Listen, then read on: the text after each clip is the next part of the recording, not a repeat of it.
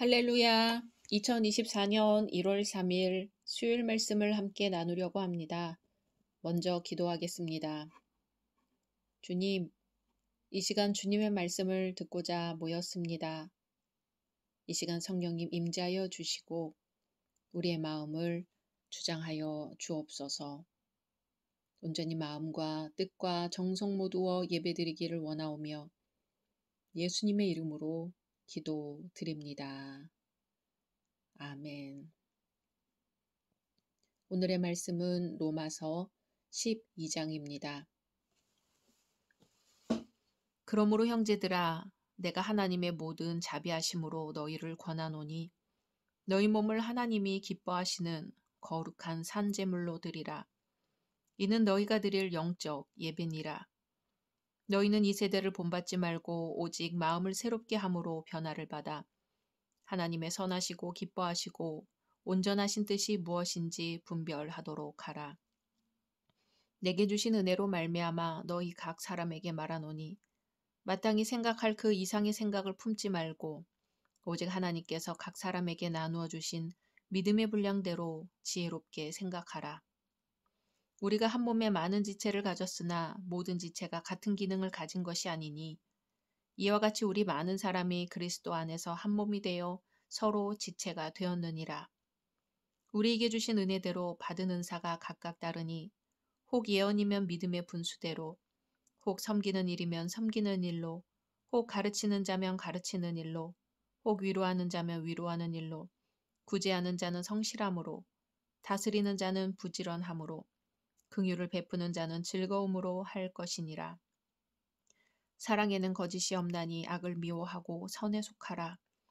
형제를 사랑하여 서로 우애하고 존경하기를 서로 먼저 하며 부지런하여 게으르지 말고 열심을 품고 주를 섬기라. 소망 중에 즐거워하며 환난 중에 참으며 기도에 항상 힘쓰며 성도들의 쓸 것을 공급하며 손대접하기를 힘쓰라. 너희를 박해하는 자를 축복하라. 축복하고 저주하지 말라. 즐거워하는 자들과 함께 즐거워하고 우는 자들과 함께 울라. 서로 마음을 같이하며 높은 데 마음을 두지 말고 도리어 낮은 데 처하며 스스로 지혜 있는 채 하지 말라. 아무에게도 악을 악으로 갚지 말고 모든 사람 앞에서 선한 일을 도모하라. 할 수 있거든 너희로서는 모든 사람과 더불어 화목하라. 내 사랑하는 자들아, 너희가 친히 원수를 갚지 말고 하나님의 진노하심에 맡기라. 기록되었으되 원수 갚는 것이 내게 있으니 내가 갚으리라고 주께서 말씀하시니라. 내 원수가 줄이거든 먹이고 목마르거든 마시게 하라. 그리함으로 내가 숯불을 그 머리에 쌓아 놓으리라. 악에게 지지 말고 선으로 악을 이기라. 아멘. 오늘은 사랑의 실천 대상이라는 제목으로 말씀 나누려고 합니다. 기독교를 상징할 수 있는 것 중 하나는 사랑이죠. 성경은 사랑에 대해 수없이 말하고 있습니다. 하나님의 사랑을 말하고요. 우리 주 예수 그리스도의 사랑을 말합니다. 바울 사도도 로마서에서 예수 그리스도를 통해 나타난 하나님의 사랑을 가르칩니다. 그러면서 이제 우리도 사랑을 받았으니 예수 그리스도의 사랑을 실천하면서 살 것에 대해 말하고 있습니다. 사랑은 실천이 중요하지요. 사랑을 실천할 때 사랑의 대상과 방법이 대단히 중요합니다. 오늘 말씀을 통해 누구를 어떻게 사랑할 것인가를 배워 하나님께서 명하신 것처럼 서로를 사랑하며 살아야 하겠습니다. 10절에 사랑의 실천 대상으로 먼저 형제를 언급합니다. 여기서 형제란 1차적으로 성도를 말합니다. 성도는 성부, 성자, 성령, 삼위일체 하나님을 믿으며 삼위 하나님의 유업을 물려받는 사람들입니다. 피를 나눈 형제들보다 더 소중한 형제가 주 안에 있는 성도들입니다. 그러니 성도를 사랑하라는 것이죠. 형제를 사랑하는 방법에 대해서 나옵니다. 10절에 형제가 나를 사랑해 주기를 기다리지 말고 먼저 사랑하라고 합니다.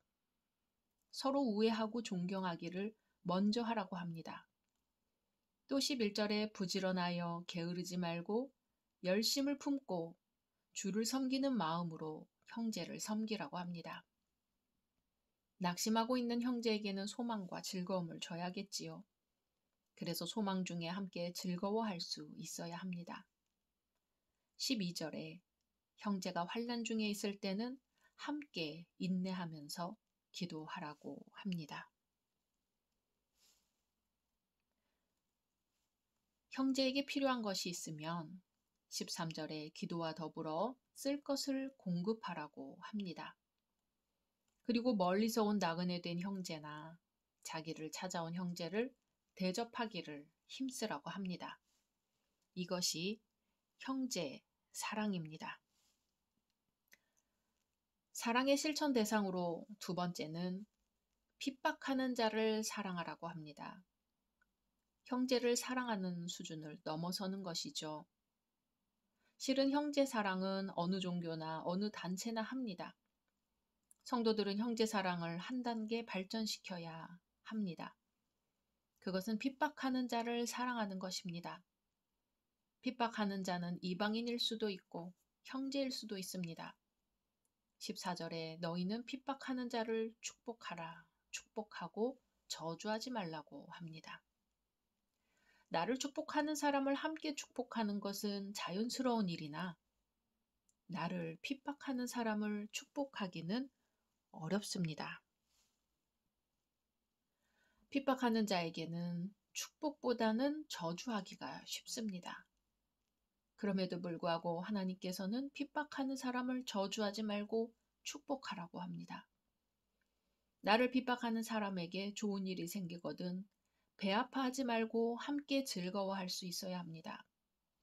핍박하는 자에게 괴로운 일이 있어 울거든 고소해하지 말고 우는 자들과 함께 울라는 것입니다. 높은 데 마음을 두지 말고 도리어 낮은 데에 처하라는 말씀은 핍박하는 자에 대해서도 해당합니다. 스스로 지혜 있는 채 말고 도리어 겸손히 배우려는 자세를 취해야 합니다. 17절에 아무에게도 악으로 악을 갚지 말고 모든 사람 앞에서 선한 일을 도모하라고 합니다. 18절에 할 수 있다면 모든 사람으로 더불어 평화하라고 합니다. 화목하라고 하는 것이죠. 우리는 누구에게나 심지어 핍박하는 사람에게도 평화의 사람이 되어야 합니다. 화평케 하는 자가 복이 있기 때문입니다. 역설적이게도 핍박하는 자보다 핍박을 받는 자가 복이 있다고 하십니다. 예수님은 천국이 저희의 것이라고 하셨습니다. 바울 사도는 형제 사랑을 넘어 핍박하는 자를 사랑하라고 하더니 이제는 핍박하는 자를 넘어 원수까지 사랑하라고 합니다. 일반적인 상식으로 원수는 결코 사랑할 대상이 아니지요. 미워하고 저주할 대상입니다. 그래서 원수를 사랑한다는 것은 불가능하고 하나님의 은혜로만 가능합니다. 그런데 이미 우리 성도는 하나님의 은혜를 받고 사는 사람들이죠. 우리가 하나님을 사랑하기 전에 하나님은 하나님과 원수된 우리를 사랑하셨습니다. 하나님을 배반하고 떠나 살던 우리를 그 아들을 주시기까지 사랑하셨습니다. 하나님께서는 하나님과 원수된 우리의 죄악을 십자가로 소멸하심으로 우리를 구원하셨습니다. 바울 사도는 당부하기를 19절에 내 사랑하는 자들아 너희가 친히 원수를 갚지 말고 하나님의 진노하심에 맡기라고 합니다. 왜냐하면 원수 갚는 것은 우리 인간의 소관이 아니라 하나님께 있기 때문입니다. 원수가 줄이거든 먹이고 원수가 목마르거든 마시게 하라고 합니다. 그것이 숯불을 그 머리에 쌓아놓는 것이고 악에게 지지 않고 선으로 악을 이기는 것입니다. 우리 예수님은 친히 이렇게 사셨습니다. 사랑하는 열린 성도 여러분, 성도는 하나님을 사랑하고 이웃을 내 몸처럼 사랑하기 위해 부름받은 사람들입니다. 사랑의 실천이 있어야 주님의 제자입니다. 형제를 사랑하되 기다리지 말고 먼저 사랑하고, 핍박하는 사람도 사랑하고 원수까지 사랑할 수 있기를 주님의 이름으로 축원합니다. 말씀 생각하며 기도하겠습니다. 하나님, 서로 사랑하라는 주님의 말씀을 묵상합니다. 사랑받기는 쉬운데 사랑하는 것은 왜 이렇게 어려운지요? 주님, 형제 사랑하기도 어려운데 핍박하는 자를 어떻게 사랑할 수 있을까요? 하물며 원수는 또 어떻게 사랑할 수 있을까요? 그러나 주님, 모든 것을 주님께 맡깁니다. 악에게 지지 않고 선으로 악을 이길 수 있도록 성령님께서 저희의 마음을 주장하여 주옵소서. 어디에서든 화평케 하는 자로 살아갈 수 있게 하옵소서.